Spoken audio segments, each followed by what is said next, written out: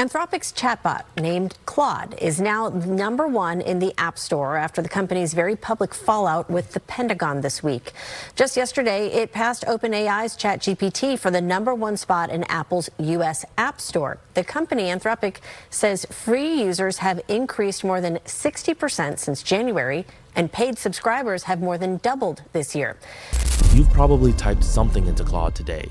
Maybe you asked it to write an email, fix a bug, or plan a trip. It felt free, no ads before you got your answer, no paywall in your face. Here's the strange part. The company behind it just closed a funding round that pushed its value close to $1 trillion. 2 years ago, this same company was worth about $18 billion. Today, investors think it's worth over 50 times that. So how does a chatbot you never pay for turn into one of the most valuable private companies on earth? And here's the real question. How much of that money is actually coming from you? This is the business model behind Anthropic's AI empire. How a free chat window on your phone became a revenue machine that barely touches regular people at all. To understand why Anthropic gives Claude away for free, you first need to understand how insanely expensive this industry actually is. Training a top-tier AI model isn't like building an app. It takes thousands of specialized chips running for months, and those chips alone cost billions of dollars to rent or build. Then every single message you send costs the company real money to process, called inference. There's no free lunch happening behind the scenes, even when it feels free to you. That's why, for years, this industry has been a two-horse plus race. OpenAI, backed by Microsoft. Google, with its own chips and data centers. And Anthropic, founded in 2021 by a small group of researchers who left OpenAI over disagreements about how AI should be built and released responsibly. Anthropic made an unusual bet. Instead of chasing viral consumer attention like ChatGPT did, they aimed at something less flashy but far more lucrative, convincing businesses to build their own products on top of Claude. The chatbot you use for free isn't really the business, it's the demo. At the start of 2025, Anthropic was running at roughly $1 billion a year in revenue. By May 2026, that number had rocketed to $47 billion. That's not a typo. A 47 times increase in about 17 months. For comparison, Salesforce took roughly 20 years to reach $30 billion in annual revenue. Anthropic blew past that pace from a standing start. In under 3 years total, the money followed. In May 2026, Anthropic closed a $65 billion funding round, the largest private venture round ever raised, pushing its valuation to around $965 billion. For a moment, that made it the most valuable private AI company on the planet, ahead of OpenAI. Who's actually buying in? Over 300,000 businesses use Claude in some form. 8 of the 10 largest companies in America are customers. More than 1,000 accounts each spend over $1 million a year with Anthropic. Deloitte alone rolled Claude out to nearly 500,000 employees across 150 countries. And a big piece of this growth came from something you might not expect: Claude Code. Anthropic's AI coding assistant, which analysts estimate reached a multi-billion-dollar annual run rate within roughly a year of launching. Software developers, not casual chatters, quietly became one of Anthropic's biggest customer bases. By mid-2026, Anthropic had filed confidential paperwork with regulators, setting up for a possible stock market listing later in the year.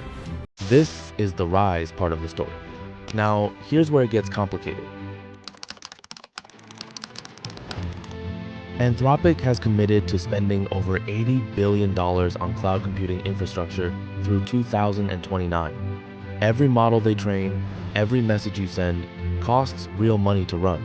Growth this fast requires spending money almost as fast as it comes in. There's also a credibility question. Some financial journalists have pointed out that Anthropic's publicly reported revenue figures have shifted and jumped in ways that are genuinely hard to reconcile quarter to quarter.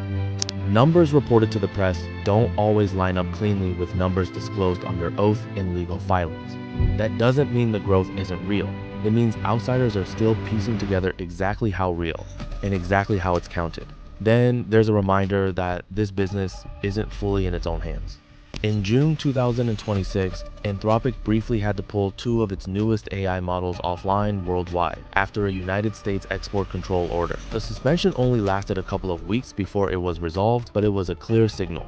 A company this large is now tangled up in international politics and government regulation, not just product decisions. Underneath the trillion-dollar headlines, the real story is a company racing to spend, racing to prove its numbers, and racing to stay ahead of both competitors and regulators, all at the same time. Anthropic's own finance team has had to defend these numbers directly.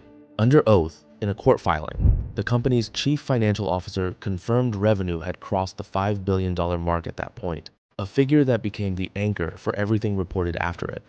Industry analysts who track this closely describe Anthropic's approach as selling intelligence the way cloud companies sell computing power, not the way social media companies sell attention.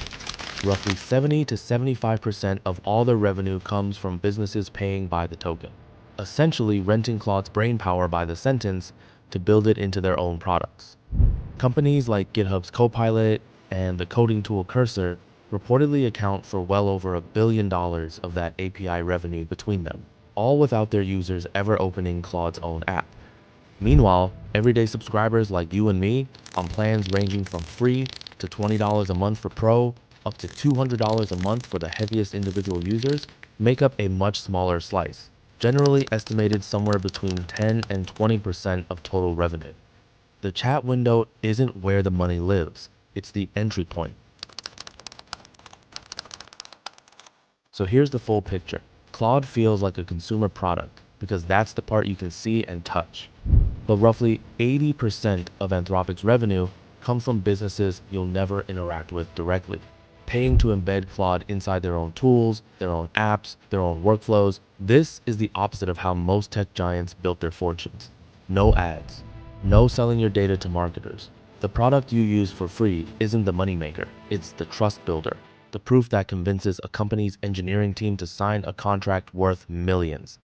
The bigger lesson here goes beyond just one AI company. In tech, the biggest fortunes often aren't built on the product people talk about the most.